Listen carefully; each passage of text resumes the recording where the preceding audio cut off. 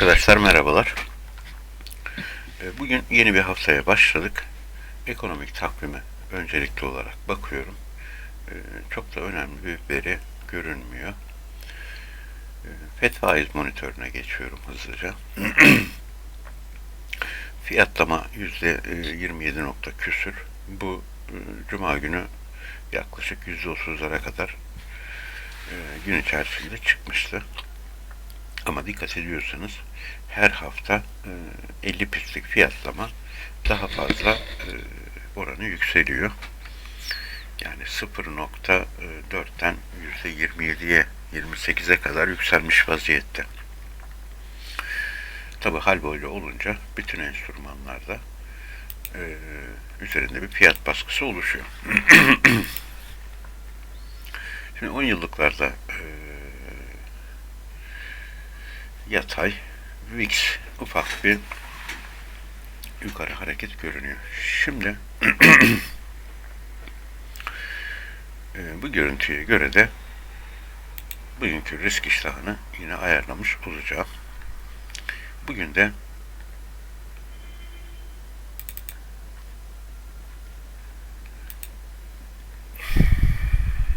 risk parametremi nötr olarak ayarladım. Yani sadece vermiş olduğu hedef kanal kadar düşüş gerçekleşirse alım işlemi yapacak. Hedef kanal gerçekleşme yüzdesi %100 olduğunda ancak işleme başlayacak.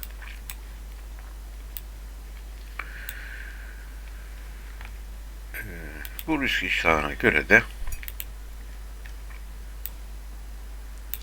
algoritmanın vermiş olduğu işlem noktalarını göstermiş olayım. Dolar endeksinde 106.24 gelirse sell yapacak. USD JP'ye de 138.44 gelirse sell işlemi yapacak. USD JP'ye de zaten 2 tane pozisyonumuz varmış. Ve açtığımız pozisyonlar stop loss noktası açtığımız pozisyonlara neredeyse gelmiş. Yani bu yükseliş yapsa dahi bu 2 tane pozisyon zarar yazmayacak. GBP USD 1.1855 gelirse buy işlemi yapacak. Euro 1.0477 gelirse buy işlemi yapacak.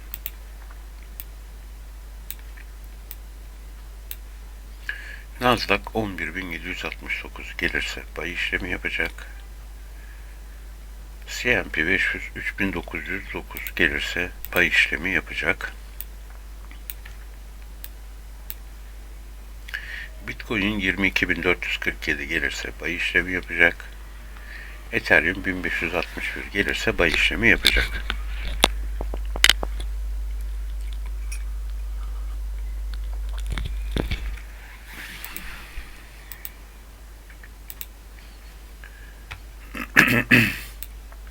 AVAX 16.85 gelirse buy işlemi yapacak.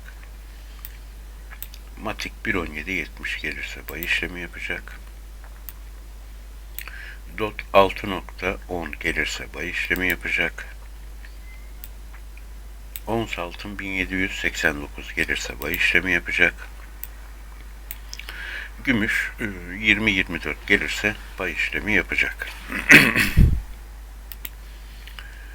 Bir de Tesla'nın market öncesi fiyatlamasına bir bakayım.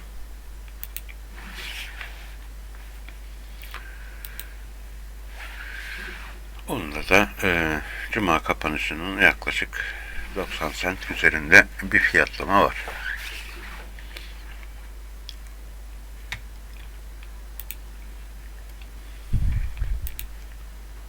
MetaTrader CopyTrade sayfasında da büyüme oranımız %126 görünmekte. Varlığımız da 500 euro görünüyor. Bu video şimdilik bu kadar. Yeni bir gelişme olursa bu videoya ek yaparım. Herkese kolay gelsin.